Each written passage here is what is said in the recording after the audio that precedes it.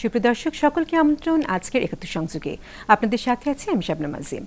আজকে আমরা যে বিষয়টি নিয়ে আলোচনা করতে বসেছি তা হচ্ছে জঙ্গিবাদ সন্ত্রাস দমনে আইনি কাঠামো, এবং এই বিষয়ে আজকে আমাদের সাথে আলোচনায় সংযুক্ত হবার জন্য আমাদের এখানে উপস্থিত আছেন অ্যাডভোকেট রানা দাশগুপ্ত, আইনজীবী, বাংলাদেশ সুপ্রিম কোর্ট, এবং ব্যারিস্টার তানজিবুল আলম, আইনজীবী, বাংলাদেশ সুপ্রিম কোর্ট। এবং আমরা আশা করছি অনুষ্ঠানের বিভিন্ন পর্যায়ে গিয়ে আমরা অনেকের সাথে সংযুক্ত হতে পারবো। পাশাপাশি দর্শকরা আপনারা যদি আপনাদের মূল্যবান মতামত বা কোনো রকম প্রশ্ন আমাদেরকে জানাতে চান, অবশ্যই আমাদের সাথে সংযুক্ত হতে পারবেন স্ক্রিনে দেখানো নম্বরে। যে বিষয়টি নিয়ে আজকে আমরা বসেছি, জঙ্গিবাদ বিষয়টি এই মুহূর্তে খুব বেশি মাত্রায় আলোচিত একটি ইস্যু বাংলাদেশের প্রেক্ষাপটে। সেখান থেকে আমি প্রথমেই অ্যাডভোকেট রানা দাশগুপ্তের কাছে আসতে চাই যে গতকাল গণমাধ্যমের একটি সংবাদ, যাত্র ৩ জঙ্গি নেতার বিচারের অনুমতি পাওয়া যাচ্ছে না, এই শিরোনামে একটি সংবাদ প্রকাশিত হবার পর আইনমন্ত্রী একটি বক্তব্য দিয়েছেন এবং উনি জিনিসটি খতিয়ে দেখেছেন এবং দুদিনের মধ্যে এই বিষয় সম্পর্কে যে স্যাংশনগুলো পাওয়ার কথা, অনুমতিগুলো পাওয়ার কথা, সেই বিষয়গুলো আদালতে পৌঁছে যাবে বলে উনি একরকম আশ্বাস দিয়েছেন। এখানে প্রশ্নটি জাগে যে এত বছর, এখানে বলা হচ্ছিল 2 থেকে 3 বছর যাবত এগুলো আসলে পড়ে আছে, কেন এই সময় ক্ষেপণ বা কেন সরকারকে জাগিয়ে তোলার জন্য সংবাদ মাধ্যমের একটি রিপোর্টকে কাজ করতে হলো? রানা দাশগুপ্ত। ধন্যবাদ। আসলে যে সন্ত্রাস বিরোধী আইন 2009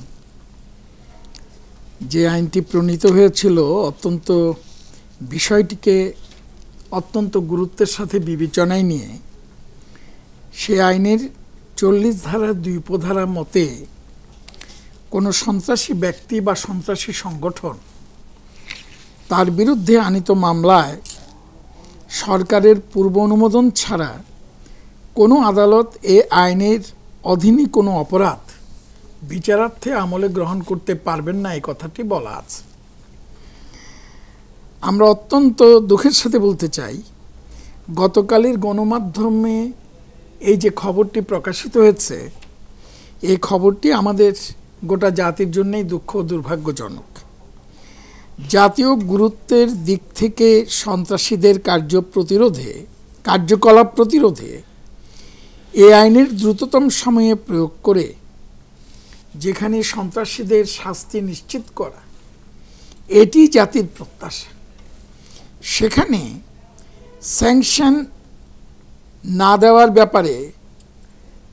দেওয়ার বিষয়টি দীর্ঘ 2-3 বছরে, সেখানে আমাদের কাছে মনে হয় আইনের যে গুরুত্ব, এই গুরুত্বটিকেই অস্বীকার করা হয়েছে।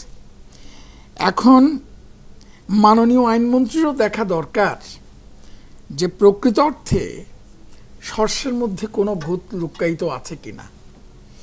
যদি সর্ষের মধ্যে ভূত লুক্কায়িত থাকে, তাহলে জাতির স্বার্থে ফাইন্ড আউট করা উচিত এর জন্যে কারা দায়ী, এবং দায়ী ব্যক্তি যারা জনস্বার্থে, তাদের বিরুদ্ধেও একটি দৃশ্যমান কার্যকর পদক্ষেপ গ্রহণ করা মধ্য দিয়েই আমি মনে করি সরকার জাতির কাছে এই যে একটি দুঃখজনক যে অভিজ্ঞতা, এই অভিজ্ঞতাটাকে যাতে নিরসিত হয় তার জন্যই যথাযথ উদ্যোগ গ্রহণ করবেন।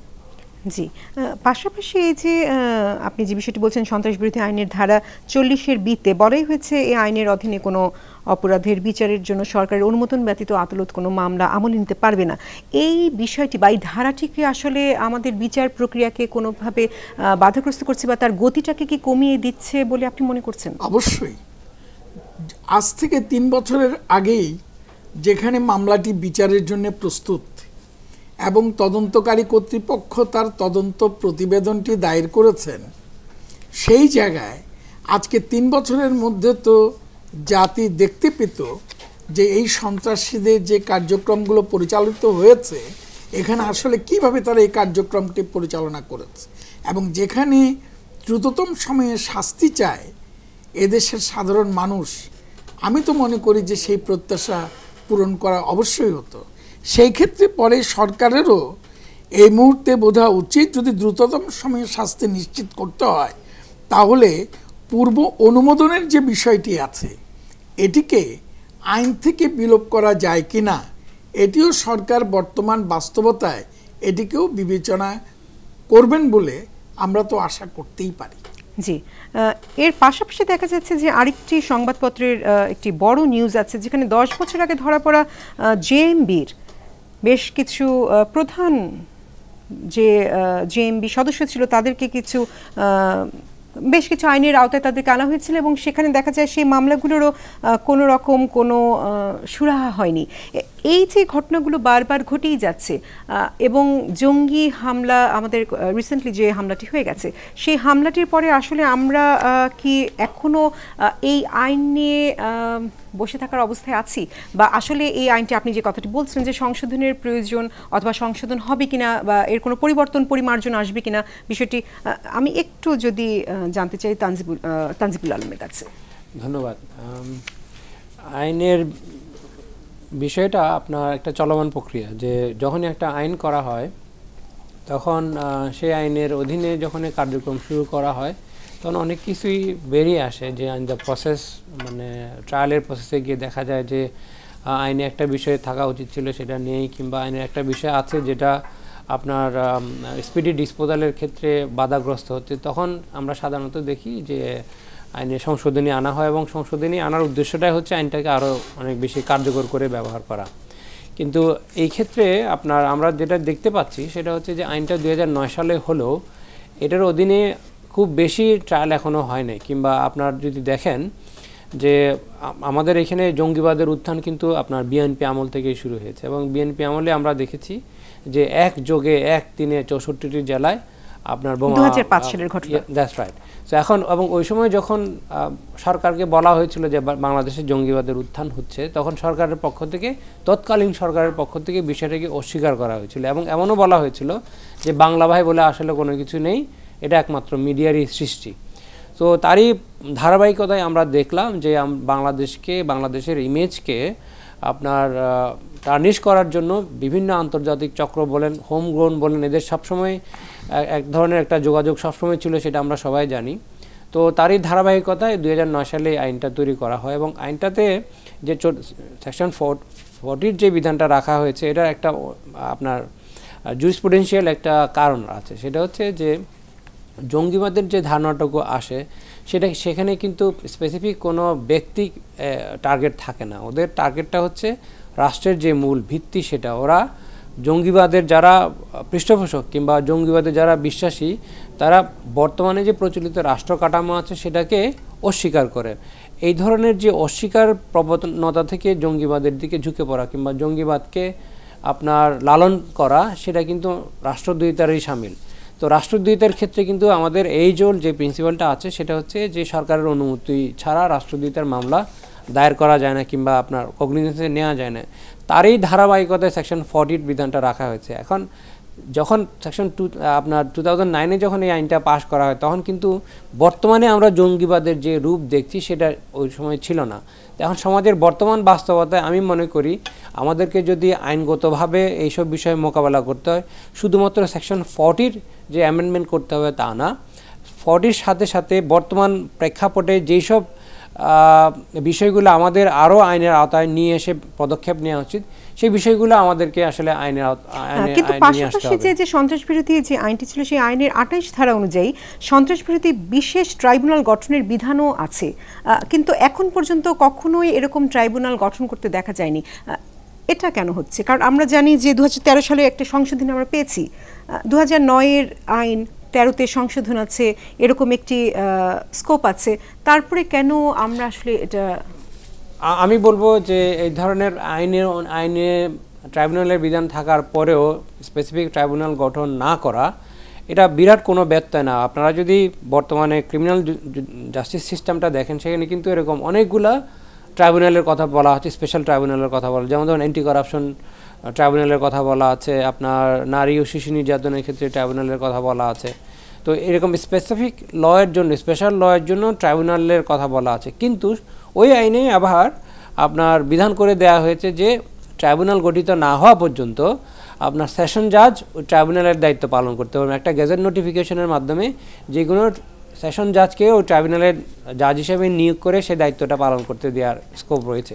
তো ট্রাইব্যুনাল থাকা না থাকা আসলে বিচার প্রক্রিয়াটার জন্য খুব বেশি চ্যালেঞ্জিং না। হোয়াট ইজ মোর ইম্পর্টেন্ট সেটা হচ্ছে যে যারা তদন্ত প্রক্রিয়ার সাথে যুক্ত আছে তারা তদন্তটা সময় মতো শেষ করা এবং চার্জশিট দাখিল করা, এবং আপনার পিপি বলেন কিংবা আপনার পুলিশের যারা জুডিশিয়ারির সাথে সম্পৃক্ততা আছে তাদেরকে ঠিকমতো তাদের দায়িত্বটুকু পালন করা এবং টাইম বাউন্ড কমিটমেন্ট যদি আপনাকে শো করতে হয়। বর্তমান সরকার ঘোষণা দিয়েছেন, আমাদের মাননীয় প্রধানমন্ত্রী বলেছেন যে জঙ্গিবাদের বিষয়ে জিরো টলারেন্স এবং যা যা করণীয় সব পদক্ষেপই নেওয়া হবে যাতে করে বাংলাদেশ থেকে জঙ্গিবাদ সমূলে উৎপাদন করা যায়, নির্মূল করা যায়। এবং তারই সেটা যদি করতে হয় সবচেয়ে মোস্ট ইম্পর্টেন্ট পার্ট সেটা হচ্ছে যে যারা আইন প্রয়োগে জড়িত আছে এবং যারা ইনভেস্টিগেশনে জড়িত আছে কিংবা যারা গোয়েন্দা কার্যক্রমে জড়িত আছে প্রত্যেকে তাদের নিজস্ব জায়গা থেকে তাদের দায়িত্ব সঠিকভাবে পালন করা এবং সময়মতো পালন করা। তার কারণ আমরা জানি যে বলা হচ্ছে যে আমাদের এই মামলাগুলোর দীর্ঘসূত্রিতার পেছনের কারণ সাক্ষী হাজির হচ্ছে না। সাক্ষীর জায়গা থেকে বলা হচ্ছে যে না, সাক্ষী তো আসলে ছিল, পুলিশের তাকে হাজির করার কথা ছিল, পুলিশ বলছে যে আদালত আমাকে যেভাবে বলেছে আমি সেভাবে করেছি। একটা চক্রের মধ্যে আমরা পড়ে গেছি এবং এখান থেকে যেন বের হতে পারছি না। এই মুহূর্তে আমাদের সাথে যুক্ত হয়েছেন শেখ হাফিজুর রহমান কার্জন, সহযোগী অধ্যাপক আইন বিভাগ, ঢাকা বিশ্ববিদ্যালয়। আপনাকে আমন্ত্রণ জানাচ্ছি আমাদের অনুষ্ঠানে। এবং আমরা যে বিষয়টি নিয়ে কথা বলছি, জঙ্গিবাদ, সন্ত্রাস দমনে আইনি কাঠামো, যে আলোচনায় আমরা ছিলাম যে এই যে সন্ত্রাস বিরোধী আইন, এই আইনের আওতায় আসলে আমরা দেখছি যে বিচার কার্যের যে চিত্র তা খুবই খুবই স্লথ, এবং আসলে আমরা কোনো রকম সেরকম সুরাহা বা সমাধানের পথে এখন পর্যন্ত কোনো মামলার ক্ষেত্রে সেভাবে দেখতে পাইনি। আপনি কি মনে করেন যে আমাদের এখন যে প্রেক্ষাপট, সেই প্রেক্ষাপটে এই সন্ত্রাস বিরোধী আইনের পাশাপাশি জঙ্গি দমন আইন বলেও কোনো আইন হওয়ার প্রয়োজনীয়তা আছে? ধন্যবাদ। আসলে আমাদের বিচার ব্যবস্থা এবং এইটার ভিতরে আমরা যে সমস্যাগুলোর মোকাবেলা করি তার ভিতরে বড় একটা সমস্যা হচ্ছে মামলা জট। কারণ এই মুহূর্তে আমরা যে পরিসংখ্যানটা জানি সেই পরিসংখ্যানটা হচ্ছে প্রায় 36 লক্ষ মামলা, এটা কিন্তু নিষ্পত্তির অপেক্ষায় ঝুলে আছে। এটা হচ্ছে আপনার নিম্ন আদালত এবং উচ্চ আদালতে। তাহলে পরে এটা আপনি ইউজুয়ালি ক্রিমিনাল কেস কিংবা সিভিল কেস আপনার যেটা প্রত্যাশা করা হয় 2-3 বছর 5 বছরের ভিতরে সেটা নিষ্পত্তি হবে, কিন্তু আমরা দেখি যে একটা মামলা নিষ্পত্তি হতে 10-15 বছর কিংবা 20 বছর 25 বছর, এমনকি এমনও শুনি আমরা কোনো সিভিল মামলা 3 জেনারেশন ধরে চলছে। এইটা আমাদের নানা আপনি যদি জুডিশিয়াল সিস্টেম, আমাদের এই জুডিশিয়াল সিস্টেম থেকে আমি একটা কথা প্রায় বলি এবং লিখি যে সেটা হচ্ছে যে it is very difficult to get justice from this judicial system. কারণ এটার মামলার যে কস্ট, আমাদের এখানে লিটিগেশন কিংবা মামলার যে খরচ সেটা অত্যধিক বেশি, এইটা অধিকাংশ মানুষের পক্ষে বহন করা সম্ভব না। নাম্বার 2 হচ্ছে যে এইখানে আপনার মামলার যে দীর্ঘসূত্রিতা, একটা মামলা যদি আজকে আপনি দায়ের করেন তাহলে পরে সেই মামলাটা নিষ্পত্তি হতে 10-15-20 বছর 25 বছর চলে যাবে। 25 বছর পরে আপনি যে আপনার সেই চূড়ান্ত রায়টা পাবেন সেটা আপনার কোন কাজে আসবে, এবং সেটা কিন্তু বলা হয় যে এটা clear violation of human rights এবং এতে কোনো ন্যায় বিচারও নিশ্চিত হয় না। কিন্তু তারপরেও যেটা বলতে চাই সেটা হচ্ছে যে in spite of all the limitations আপনি কিন্তু এর ভিতরেও আপনি ন্যায় বিচার নিশ্চিত করতে পারেন। আমি 2টো দৃষ্টান্ত দিতে চাই।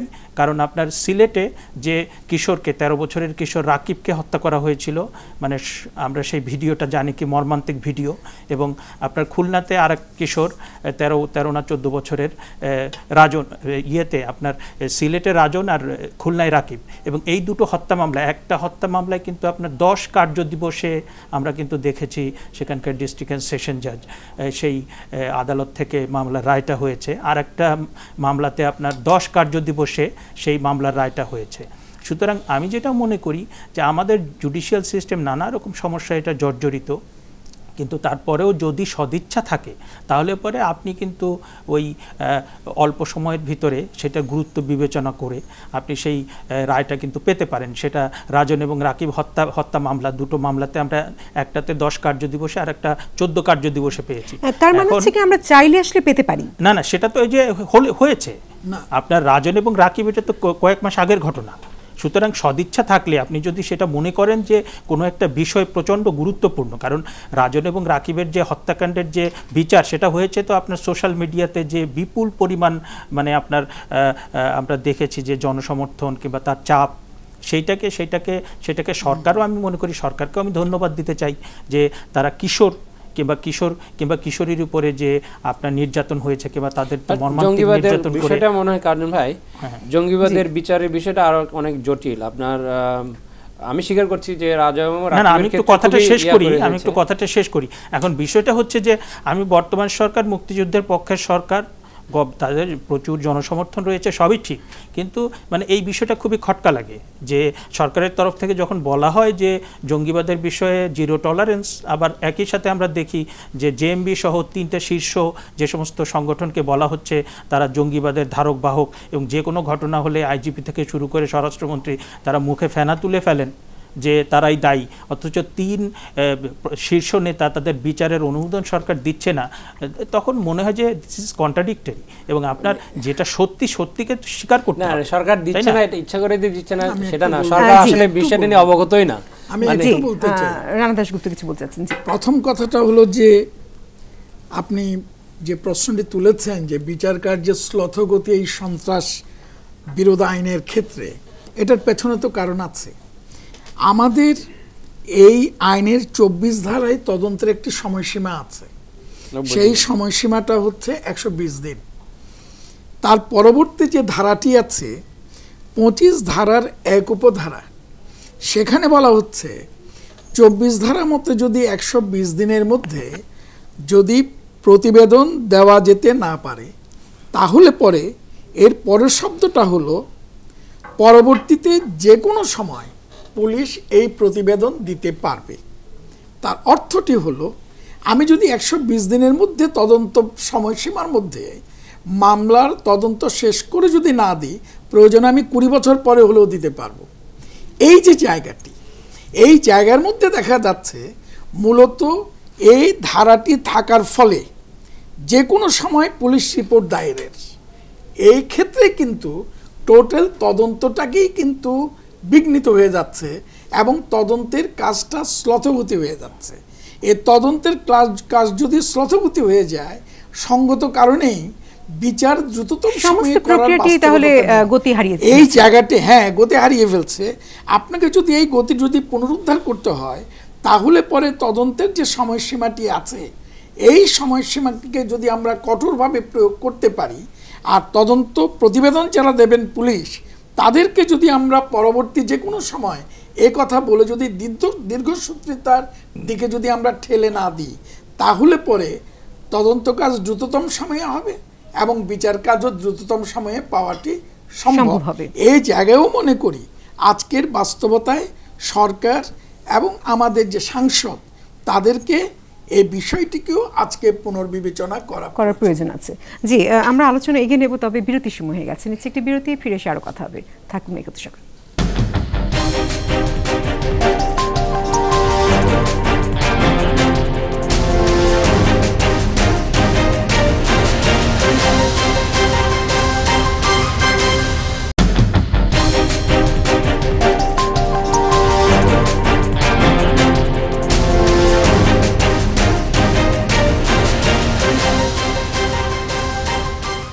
একাত্তর সংযোগে আরেকবার আমন্ত্রণ। আজ আমরা কথা বলছি জঙ্গিবাদ সন্ত্রাস দমনে আইনি কাঠামো নিয়ে। যে বিষয়টিতে ছিলাম তাতে যাবার আগে একজন দর্শক আছে, দর্শকের ফোনটি নিয়ে নিতে চাই। জি দর্শক, নাম বলে আপনার প্রশ্নটি করুন। হ্যালো, আসসালামু আলাইকুম। জি, ওয়ালাইকুম আসসালাম। আপু, আমি ফেনী থেকে বলতেছি, আমার নাম ফারুক। জি দর্শক, বলুন। যে আমি বলতে চাচ্ছিলাম এটা যে যুদ্ধাপরাধীদের বিচারের জন্য যেরকম একটা ট্রাইব্যুনাল করা হয়েছিল, ঠিক ওইরকম জঙ্গিবাদ দমনের জন্য একটা বিশেষ ট্রাইব্যুনাল করে তাদেরকে পানিশমেন্ট দেওয়া যায় কিনা। জি দর্শক, ধন্যবাদ। এই বিষয়টিতে আমরা আসার চেষ্টা করছিলাম যে কিছুক্ষণ আগে যে জিনিসটা বলছিলাম যে বিশেষ ট্রাইব্যুনাল গঠনের একটি বিধান আছে, আইনের মধ্যেই আছে। পাশাপাশি কি যেহেতু বললেন যে ক্ষেত্রে দায়রা জজ বা অতিরিক্ত দায়রা জজের মাধ্যমে এই জিনিসটি করা সম্ভব, পাশাপাশি কি আসলে দ্রুত বিচার ট্রাইব্যুনাল বা এরকম কিছু করার কোনো প্রয়োজনীয়তা আছে? আমি যদি একটু রানা দাশগুপ্তের কাছে আসি। দেখেন, প্রথম কথাটা হচ্ছে দর্শক যে প্রশ্নটি করেছে এটি কিন্তু বাস্তবতা। তঞ্জিবুল ইসলাম সাহেব এবং কার্জন সাহেবও বলেছেন মামলার জট সাধারণ কোর্টে কিন্তু লেগে আছে, বিশেষ করে দায়রা জজ, অতিরিক্ত দায়রা জজের ক্ষেত্রে। তাহলে পরে আমাদের কিন্তু এ আইনের আওতায় আছে 28 ধারায় সন্ত্রাস বিরোধী বিশেষ ট্রাইব্যুনাল গঠন করা, অর্থাৎ যে ট্রাইব্যুনালের দায়িত্বটি হলো শুধু সন্ত্রাস বিরোধী এই মামলাগুলো তারা পরিচালনা করা। যদি এটি পরিচালনা করেন তাহলে কিন্তু স্বল্পতম সময়ে কিন্তু এই মামলাগুলোর নিষ্পত্তি ঘটতে থাকবে। কিন্তু আমরা যতটুকু জানি এবং আইনেও বলা হচ্ছে এটা ঠিক যে সন্ত্রাস বিরোধী বিশেষ ট্রাইব্যুনাল গঠিত না হওয়া পর্যন্ত আমাদের দায়রা জজ এবং অতিরিক্ত দায়রা জজ তারা কিন্তু আদালত এই মামলাগুলো করতে পারবেন।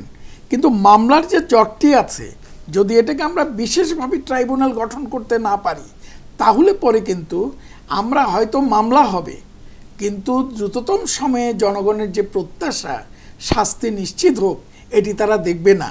অন্যদিকে যদিও এটা জামিন অযোগ্য অপরাধ, কিন্তু প্রশ্ন হচ্ছে আপনি বছরের পর বছর উইদাউট ট্রায়াল আপনি তাকে জেলেও আটক রাখবেন কি করে, যে কারণে জামিন পেয়ে যাচ্ছে। জি, এবং জামিন পেয়ে গেলে যে সাক্ষীরা আছে তারা তখন সাক্ষ্য দেওয়ার জন্য তারা এগিয়ে যাচ্ছেন, তারা আসছেন না, তাহলে মামলার বাস্তব অবস্থাটা কোথায় গিয়ে দাঁড়াবে? সেজন্যই আমি মনে করি যে 28 ধারা যেটি আছে অনতিবিলম্বে 28 ধারা প্রয়োগ করা হোক। 28 ধারা প্রয়োগ করে দ্রুততম সময়ের মধ্যে এই সন্ত্রাস বিরোধ আইনের অধীনে যাদেরকে গ্রেপ্তার করা হবে বা তদন্ত করে যাদেরকে অভিযোগের আওতায় আনা হবে তাদের দ্রুততম সময়ের শাস্তি নিশ্চিত করা ছাড়া আজকের আর কোনো ভিন্নতা আছে বলে আমার কাছে মনে হয় না। জি, আমি একটু যদি অ্যাড করতে পারি। আচ্ছা, সেটা হচ্ছে যে আমরা তো প্রত্যেকেরই প্রত্যাশা হচ্ছে যে বর্তমান আইনি কাঠামোতে আমরা দ্রুততম সময়ে এই জঙ্গিবাদে যারা অভিযুক্ত আছে এবং যাদের বিরুদ্ধে চার্জশিট হয়েছে, যারা কাস্টডিতে আছে এবং যারা কাস্টডির বাইরে আছে তাদেরকে ধরা সহ একটা বিচারের প্রক্রিয়ার মধ্যে এনে তাদেরকে দৃষ্টান্তমূলক শাস্তি দেওয়া। এখন এই যে আপনি বিচার প্রক্রিয়াটার কথা বলছেন সেটা কিন্তু শুধুমাত্র একজন ব্যক্তি কিংবা একটা ট্রাইব্যুনাল নির্ভর না। আপনি পরিসংখ্যান যেটা বলে সোফা সারা বাংলাদেশে 130টা মতো আপনার মানে এই মামলা নিষ্পত্তি হয়নি, এই ধরনের মামলা না মামলা ফাইল হয়েছে। হ্যাঁ, এখন এই মামলা ফাইল হচ্ছে অনেক বেশি সংখ্যা। 2005 থেকে যদি চলতি বছর এপ্রিল পর্যন্ত জঙ্গিদের বিরুদ্ধে মামলা দেখি সেটা হচ্ছে গিয়ে 479টি। আচ্ছা, এই 479 মামলার মধ্যে অনেকগুলা নিষ্পত্তি হয়েছে, 162টি নিষ্পত্তি হয়েছে, 162। বাকি মামলাগুলো এখন নিষ্পত্তির অপেক্ষায় আছে। হ্যাঁ জি, 57টি তদন্তের বিচারাধীন আছে এবং তদন্ত পর্যায়ে আছে 260টি। That's right. তো এখন আপনি যদি দেখেন তাহলে এই যে মামলাগুলোর কথা বলছেন, আপনাকে আইনি কাঠামো অনুযায়ী যদি দেখেন এই মামলাগুলো কিন্তু সবগুলা মামলা ঢাকায় ফাইল হয় নাই, সারা বাংলাদেশে ছড়িয়ে ছিটিয়ে তাদের কর্মকাণ্ড ছিল এবং সেই অনুযায়ী রেসপেক্টিভ থানাগুলোতে মামলাগুলো হয়েছে। বাংলাদেশের আইন অনুযায়ী কাউকে যদি আপনি ক্রিমিনাল ট্রায়াল করতে হয় তাহলে ঘটনা যেখানে ঘটেছে তার অধিক্ষেত্রাধীন যে কোর্ট আছে সেখানে আপনাকে ট্রায়ালটা করতে হবে। আপনি যদি চান যে সারা বাংলাদেশে যত জঙ্গির মামলা হয়েছে সবগুলো ঢাকায় ট্রায়াল হবে, তাহলে আপনাকে ওই আইনটা অ্যামেন্ড করে ঢাকায় একটা ট্রাইব্যুনাল করতে হবে এবং সেই ট্রাইব্যুনাল সারা বাংলাদেশের জঙ্গি বিরোধী মামলাগুলো করবে। এটাও এক ধরনের আপনার বিধান হতে পারে এবং সেটা হয়তো কার্যকরও হতে পারে। এটা পলিসি মেকাররা আছে তারা সিদ্ধান্ত নিতে পারে। কিন্তু আমাদেরকে যেটা মাথায় রাখতে হবে সেটা হচ্ছে যে ট্রায়ালটা কিন্তু পার্ট অফ এ সিস্টেম।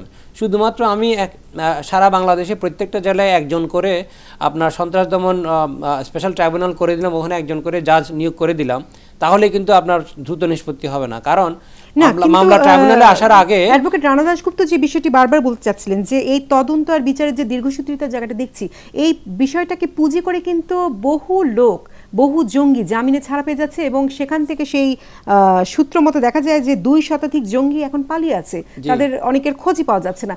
এই যে ঘটনাটি ঘটছে, এই ঘটনা থেকে বের হবার উপায়টা কি? এটা বের হওয়ার উপায় হচ্ছে সেটা হচ্ছে যে আপনাকে সমন্বিত একটা পদক্ষেপ নিতে হবে। সেটা হচ্ছে শুধুমাত্র কোর্ট না, আপনাকে শুরুটা করতে হবে একেবারে ইনভেস্টিগেশন পর্যায় থেকে। যখনই কোনো একটা ঘটনা ঘটলো, আপনার অ্যাপার্ট ফ্রম ধরেন ইন্টেলিজেন্সের কাছে বিষয়টাগুলো ছাড়া, যেখানে আপনারা জঙ্গিদেরকে আগে আটক করতে পারেন, ঘটনা আপনার যখনই একটা মামলা দায়ের হলো তখনই আপনার স্পেসিফিক যে পুলিশ ফোর্সটা আছে তাদের সক্ষমতা বাড়াতে হবে যে তারা যাতে করে আইনে যে 90 দিনের 120 দিনের কথা বলা হয়েছে তার মধ্যে আপনার তাদের চার্জশিটটা যেন দাখিল করে। চার্জশিট দাখিল হওয়ার পরবর্তী পদক্ষেপ হচ্ছে যে ট্রায়ালে নিয়ে যাওয়া এবং ট্রায়ালেও যাতে করে আপনার কালক্ষেপণ না হয় সেজন্য যারা পিপি আছে তাদেরকে বিশেষ প্রশিক্ষণ দিতে হবে, যারা পুলিশ জড়িত আছে তাদেরকে বিশেষ প্রশিক্ষণ দিতে হবে, যে তারা যাতে করে সাক্ষীদেরকে কোর্টে উপস্থিতি নিশ্চিত করে দ্রুততম সময়ে মামলা নিষ্পত্তির ব্যবস্থা করা। তার মানে হচ্ছে শুধুমাত্র একটা কোর্ট তৈরি করে দিলে হবে না, আপনার তার কোর্টে আসার আগে যে পদক্ষেপগুলো আছে সেগুলোর সাথে ব্যবস্থা নিতে হবে। যদি আমরা কমিটমেন্টের জায়গায় আসি, সেটা আমরা এতদিন ধরে যেটা দেখতে পেয়েছি সেটা হচ্ছে যে ইনভেস্টিগেটিং এজেন্সি যারা আছে তারা আপনার 120 দিনের মধ্যে তাদের চার্জশিট দিতে পারতেছে না, এবং চার্জশিট 120 দিন পার হয়ে যাওয়ার পরেও যখন চার্জশিট দিচ্ছে তখন পরবর্তী যে পদক্ষেপগুলো নেওয়া উচিত ট্রায়ালের ব্যবস্থা করার জন্য সেটাও নেওয়া হচ্ছে না, কিংবা যখন ট্রায়ালের ব্যবস্থা করা হচ্ছে তখন আপনার কোর্ট পাওয়া যাচ্ছে না। তো আপনার এই যে ডিলেটা হচ্ছে, তার মানে সেটা হচ্ছে যে 3টে স্তরে আপনাদের গাফিলতি স্পষ্ট, এবং যদি আমরা উন্নতি করতে চাই তাহলে 3টে স্তরে আমাদেরকে এই উন্নতিটা করতে হবে, এবং এটার কোনো বিকল্প বর্তমানে আমাদের আছে বলে মনে হয় না। যে বিষয়টি বলতে চাচ্ছেন যে কোঅর্ডিনেশনের অভাব আছে, যে 3টি জায়গায় যদি আমাদের একরকম সমন্বয় সাধন করা সম্ভব হয় তবে পসিবল, কিন্তু যদি তাই হয়ে থাকে তবে সেক্ষেত্রে যে সংবাদপত্রের মাধ্যমে আমরা যে জানতে পেরেছি যে 500-র মতো জঙ্গি জামিনে ছাড়া পেয়ে আছে, এবং যেটা বলছিলাম যে 200 জন পালিয়ে আছে, তাদের কোনো খোঁজও পাওয়া যাচ্ছে না একরকম অর্থে। তো সেক্ষেত্রে জামিনে ছাড়া পেয়ে জামিনের যে শর্ত, সেই শর্তকে ভায়োলেট করে তারা আবারও সেই জঙ্গি তৎপরতার মধ্যে লিপ্ত হয়ে যাচ্ছে। পুলিশ একদিকে ধরছে, অন্যদিকে তারা জামিনে ছাড়া পেয়ে যাচ্ছে। এর মাঝে তো আসলে আমরা সমন্বয় কোনোভাবেই আনতে পারছি না। সেক্ষেত্রে যদি বলি যে এদেরকে ধরে রাখার বা এদেরকে নজরদারির মধ্যে রাখার উপায়টা কি হবে? আমি একটু ওই বিষয়টাও কিন্তু না, ওই বিষয়টাও কিন্তু আপনার কনফিডেন্সের বিষয়। জি, রানা দাশগুপ্ত কিছু বলতে চাচ্ছেন, হ্যাঁ, সেটা শুনে আমি আমি বলতে চাই যে আসলে তঞ্জিবুল ইসলাম সাহেব যেটি বলেছেন জেলায় জেলায় ট্রাইব্যুনাল, আইনে কিন্তু সে কথাটা বলা হচ্ছে না। এক বা একাধিক দায়রা ডিভিশনের মধ্যে একটি ট্রাইব্যুনাল হতে পারে। অতএব ঢাকায় আমাকে একটা ট্রাইব্যুনাল করতে হবে নট দ্যাট, গোটা বাংলাদেশ জুড়েই কিন্তু এই সন্ত্রাসী কার্যকলাপ চলছে। আপনি যদি এক বা একাধিক দায়রা ডিভিশন ধরে একটি ট্রাইব্যুনাল করেন, ইভেন যদি আপনি 7টা ডিভিশনে 7টা ট্রাইব্যুনালও হয়, তাহলে তো আমার মামলার কার্যক্রমগুলো এগিয়ে যাচ্ছে। জি, তার মানে প্রতিটি জেলা কোর্টে একটা একটা করে কিন্তু ট্রাইব্যুনাল গঠন করার কথা বলা হয়নি, এটা অপশনটা খোলা রাখা হয়েছে। আমি আবার বলি, তাহলে আমি সেই অপশনটা না এক বা একাধিক ডিভিশন আমি করতে পারি, তাহলে তাই যদি হয় আজকের যে বাস্তবতা, এই বাস্তবতায় আমি যদি দ্রুততম সময়ে শাস্তি নিশ্চিত করতে চাই, তাহলে আমি এক বা একাধিক ডিভিশন আমি এক একটা ট্রাইব্যুনাল করে দিই, এবং ট্রাইব্যুনাল করে দিয়ে যে মামলাগুলো ইতিমধ্যেই বিচারের জন্য আসছে এগুলোকে আমরা স্পেসিফাই করে আমরা দিয়ে দিই, তাহলে তো দ্রুততম সময়ে আপনার সেই মামলাগুলো হয়ে যাচ্ছে। মামলা যেগুলো হচ্ছে না দাদা, মামলা যেগুলো হচ্ছে না সেটা কি কোর্টের অভাবে হচ্ছে না, নাকি আপনার সাক্ষীর অভাবে হচ্ছে না, নাকি আপনার চাষিদের অভাবে? প্রথম কথাটা হলো সেই জায়গাতে অনুমোদনই দেয়নি। আপনি মামলাটা হবে কিভাবে? সরকার যদি অনুমোদন না দেয় তাহলে পরে তখন প্রশ্নটা আসবে সদিচ্ছার, যে কথাটা দিয়ে আমি শুরু করেছিলাম। এবং আমি ওই কথাটা আবার একটু যেতে চাই যে আপনি আজকে আপনি অন্বেষণ করছেন, অনুসন্ধান করছেন যে কোথায় ল্যাপসেস। একটু আগে বললাম যে আমার জুডিশিয়াল সিস্টেম, একটা দেশের বিচারিক ব্যবস্থা চলছে, তার ভিতরে 36 লক্ষ মামলা নিষ্পত্তির অপেক্ষায়। তাহলে সেই জুডিশিয়াল সিস্টেমকে আপনি কি বলবেন? এই জুডিশিয়াল সিস্টেম থেকে কে আপনার রিলিফ পাবে এবং ন্যায় বিচার পাবে? দ্বিতীয়ত আমি চলে আসি যে পুলিশের কথা হচ্ছিল, তাই তো? আপনার টিআইবি, ট্রান্সপারেন্সি ইন্টারন্যাশনাল, তারা একটা স্টাডি করেছিলেন, এটার শিরোনাম ছিল working paper on police station, metropolitan police station. এবং তারা কয়েকটা মেট্রোপলিটন পুলিশ স্টেশনে তারা মানে করেছেন, তারা হিসাব করেছেন যে একটা মাসের ভিতরে পুলিশ মানে কিভাবে তারা সময়টা ব্যয় করেন, এবং তারা দেখিয়েছেন একটা মাসে যে সময় তার ভিতরে আপনার 40.something% সময় তারা ব্যয় করে আইন শৃঙ্খলা পরিস্থিতি রক্ষা করার জন্য। যেমন ধরেন যে কোনো একটা রাজনৈতিক দলের সমাবেশ হবে, এসএসসি পরীক্ষা, এইচএসসি পরীক্ষা, সেটার জন্য যে পুলিশ ডিপ্লয় করতে হয় সেটার জন্য।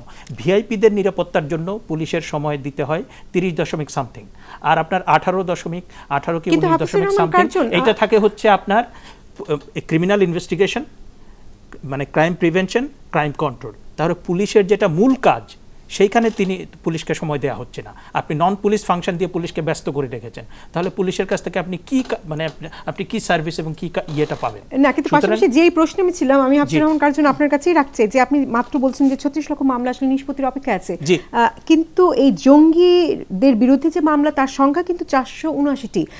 অন্য ৩৬ লক্ষ মামলার সাথে কি আসলে এই জঙ্গিদের বিরুদ্ধের মামলাটিকে এক করে দেখার কোনো উপায় আছে? একদমই নেই। এবং ব্যারিস্টার তানজিম তো সেই কথাটা বললেন যে এটা পলিসি মেকারদের সিদ্ধান্ত, যে পলিসি মেকাররা যদি আপনাকে প্রায়োরিটাইজ করতে হবে, আপনাকে অগ্রাধিকার ঠিক করতে হবে যে আপনি কোনটাকে মোকাবেলা করবেন। এখন সরকার, বর্তমানের মুক্তিযুদ্ধের চেতনার পক্ষের সরকার অনেক ভালো কাজ করছেন এবং তারা বলছেন যে জঙ্গিবাদের ব্যাপারে তাদের জিরো টলারেন্স, কিন্তু তার কাজে কর্মে তার প্রতিফলন কোথায়? আপনি জঙ্গিবাদের ব্যাপারে যে বলেছেন, এবং আমরা তো এই যে রিপোর্টটা দেখে হতাশ হয়ে গেলাম যে স্বরাষ্ট্রমন্ত্রীও জানেন না যে আপনার অনুমোদন দেওয়া হয় নাই, আইনমন্ত্রীও কিছু বলতে পারেন না, তাহলে জঙ্গিবাদের বিরুদ্ধে আপনি ফাইট করবেন কোথায়? জঙ্গিবাদের বিরুদ্ধে আপনার যে লড়াইটা, সেটা একটা লড়াই সামাজিক, একটা সাংস্কৃতিক, একটা আইনি, একটা আইন শৃঙ্খলা রক্ষাকারী বাহিনীর। আপনার সব দিক থেকে তাদের সাথে লড়াই করতে হবে, কারণ এটা অনেক মানে জটিল একটা বিষয়, যেটা ব্যারিস্টার তানজিম বললেন। এবং যে কারণে বলেছে অভিযোগপত্র দেওয়ার পরেও মামলা আমলে নিতে সরকারি অনুমোদনের বিধান বিচার বিভাগের স্বাধীনতার পরিপন্থী, এই বক্তব্যটি আসলে কতটুকু যৌক্তিক বা কতটুকু সঠিক বা কতটুকু ভুল, এই বিষয়টি নিয়ে আমি আরেকটু জানতে চাই। তবে আরেকটি বিরতির সময় হয়ে গেছে, নিচ্ছে একটি বিরতি।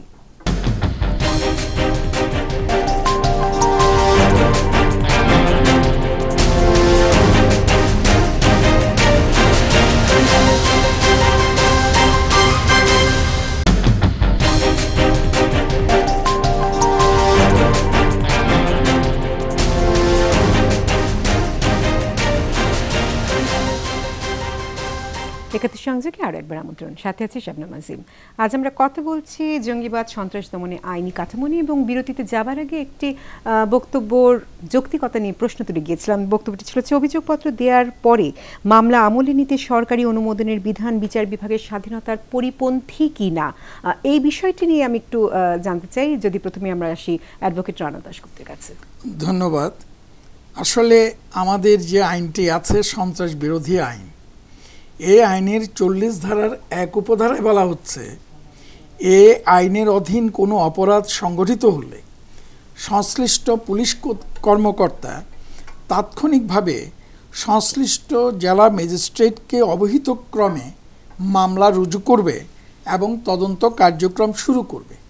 তাহলে যেখানে জেলা ম্যাজিস্ট্রেটকে অবহিত করেই মামলা রুজু করছে পুলিশ কর্মকর্তা এবং তদন্ত করে যদি তদন্ত প্রতিবেদনটি দায়ের করেন, তাহলে আমি বলতে চাই 40 ধারার 2 উপধারায়, যেখানে সরকারের পূর্ব অনুমোদন ব্যতি রেখে কোনো বিচারার্থে কোনো মামলা আমলে গ্রহণ করা যাবে না, এই যে সরকারের পূর্ব অনুমোদনের প্রয়োজন তো নেই, কারণ তদন্তের ক্ষেত্রে জেলা ম্যাজিস্ট্রেট সরকারের পক্ষ থেকে কিন্তু অনুমতিটা দিয়েছেন।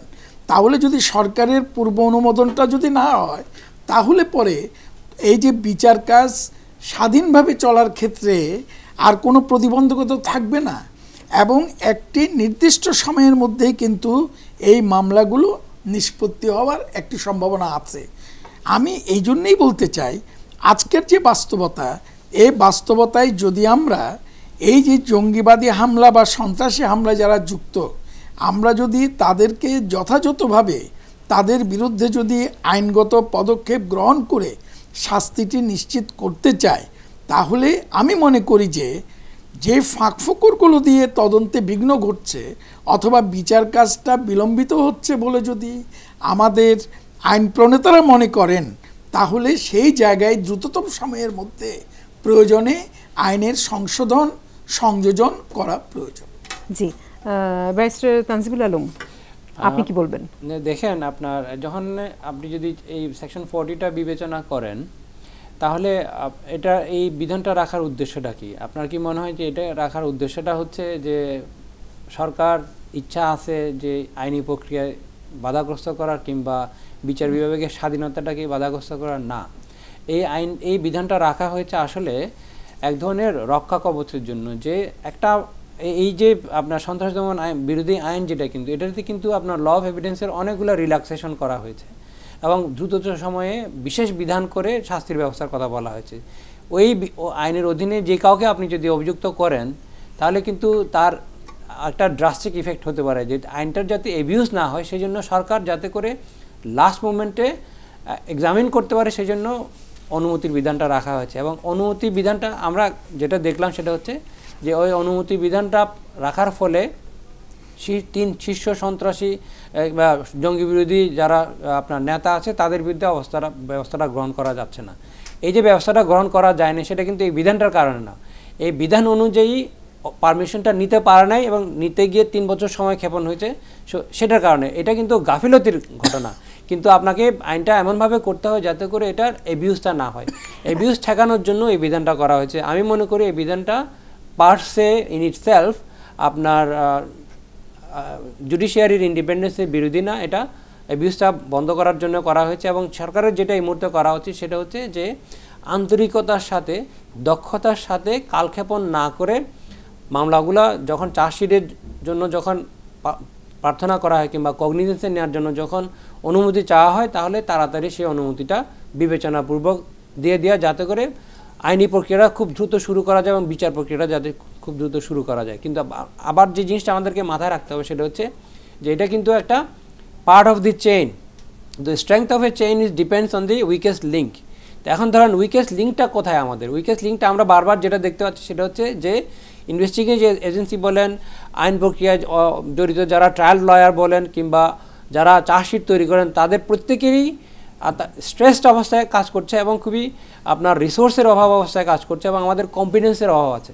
আমরা যদি এই সক্ষমতাটা যদি অর্জন করতে পারি তাহলে আমরা যে অভিযোগগুলো এখন করছি কোনোটাই আর থাকবে না আমাদের। যেটা সেজন্য সবচেয়ে যেটা জরুরি সেটা হচ্ছে যে সমন্বিত পদক্ষেপ গ্রহণ করা এবং সমন্বিত পদক্ষেপ গ্রহণের সাথে সাথে আরও সক্ষমতা অর্জন করা এবং সরকারেরও ডেডিকেটেড আপনার ব্যবস্থা নিয়ে তার যে সদিচ্ছা আছে সেটা প্রমাণ রাখা এবং সক্ষমতার অর্জনের বিকল্প কোনো কিছুই নাই। জি, হাফিজুর রহমান কার্জনের কাছে আমি জানতে যে এই যে বিষয়টি বলেন যে এই রক্ষা কবচটা আসলে শেষমেশ কার জন্য হয়ে যাচ্ছে এবং আসলে এই সক্ষমতা আমাদের আছে কি নেই এই প্রশ্ন তোলার সময় কি এখন আর আছে কিনা?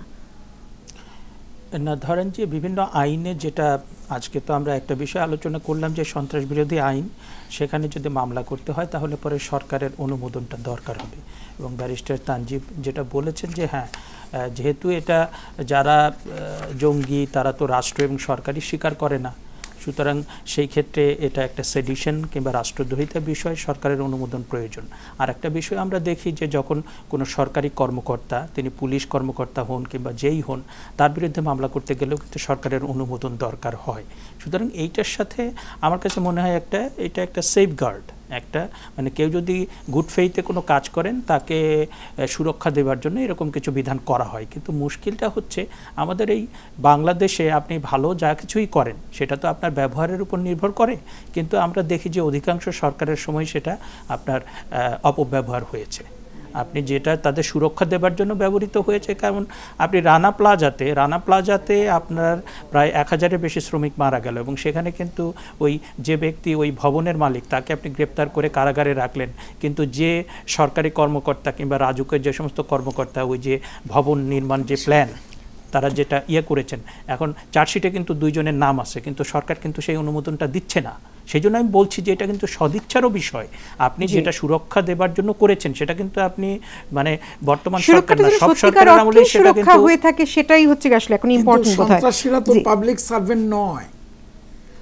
আপনি না সেটা বলছি না, সন্ত্রাসীদের তো সুরক্ষা দেওয়ার কোনো স্কোপ নেই। এটা একটা উদাহরণ হিসেবে বলেছে যে না প্রসেসটা যাতে বন্ধ করা যায়। আমি সেটা করা হয়েছে তাদের মানে যারা মানে সরল বিশ্বাসে রাষ্ট্রের তরফ থেকে রাষ্ট্রের ভালোর জন্য কাজগুলো করবে তাদের সুরক্ষা দেওয়া, বিষয়টিকে কিন্তু আসলে সেটাকে অ্যাবিউজ করা হয়, সেটাই বলছি। তার জন্য এই রক্ষা কবচটি তৈরি করা হয়েছে, কিন্তু তার ভাগ্যলে অনেক সময় হয়তো বা অনেক মিসঅ্যাপ হয়ে যাচ্ছে আর কি। আমাদের হাতে খুব বেশি সময় নেই। আমি আরেকটি প্রশ্ন একেবারে না করেই পারছি না যে শুধুমাত্র এই আইন কানুন দিয়ে কি আসলে এই জঙ্গিবাদ দমন সম্ভব? তার কারণ আমরা জানি যে কোনো ব্যক্তির দ্বারা মোটিভেটেড হতে পারে, কারো ইডিওলজি কেউ গ্রহণ করতে পারে। মানে আমরা কতটুকু আসলে এই আইন দিয়ে আটকে রাখতে পারবো? এর জন্য আসলে কি কোনো রকম সমন্বিত কোনো ব্যবস্থা বা কোনো রকম স্ট্র্যাটেজিক প্ল্যান বা কোনো এরকম কোনো পলিসি কোনো কিছু কি প্রয়োজন, বা আপনারা কি মনে করেন? প্রথমে আমি আসছি যে রানা দাশগুপ্ত।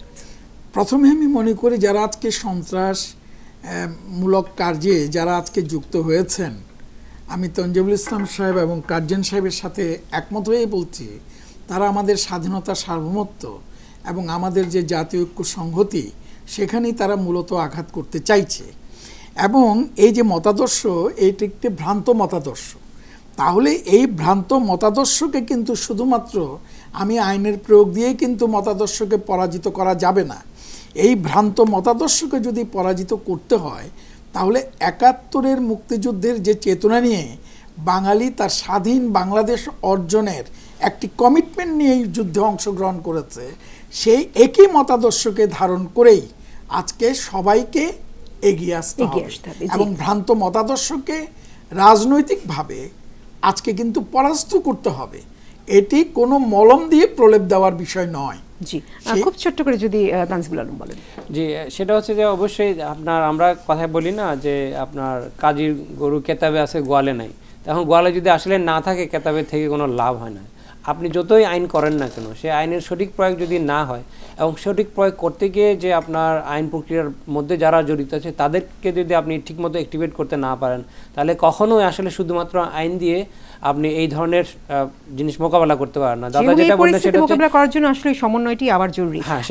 আমি শেখ হাফিজুর রহমান কাজীর কাছে আসছি। হ্যাঁ, আমি আসলে যেটা মনে করি যে জঙ্গিবাদের বিরুদ্ধে যে লড়াইটা সেটা হচ্ছে আদর্শিক লড়াই, এবং সেই আদর্শিক লড়াইটা যদি আপনাকে করতে হয় শুধুমাত্র আইন শৃঙ্খলা রক্ষাকারী বাহিনী আইন দিয়ে এটা সম্ভব না। আপনাকে সমাজ এবং রাষ্ট্রের ভিতরে যতগুলো প্রতিষ্ঠান কার্যকর, আপনার পরিবার, আপনার ধর্ম, আপনার শিক্ষা, আপনার নৈতিকতা, আপনার মূল্যবোধ, আপনার আইন শৃঙ্খলা রক্ষাকারী বাহিনী সব কিছু সম্মিলিতভাবে এবং সব জনগণ একাট্টা হয়ে আপনার কিন্তু এটার বিরুদ্ধে মোকাবেলা করতে হবে। আর একটা বিষয় কিন্তু আমি খুব মানে হতাশার সাথে লক্ষ্য করছি, আমাদের তরুণ প্রজন্মের ভিতরে কিন্তু একটা কনফিউশন কাজ করছে যে আমরা মুসলমান, আমরা কি মুসলমান নাকি আমরা বাঙালি, এবং আমরা মুসলমান নাকি বাঙালি করতে হচ্ছে। এবং সবাই ভালো থাকবেন, নিরাপদে থাকবেন এবং আগামীতে আরো কথা হবে। ভালো থাকুন।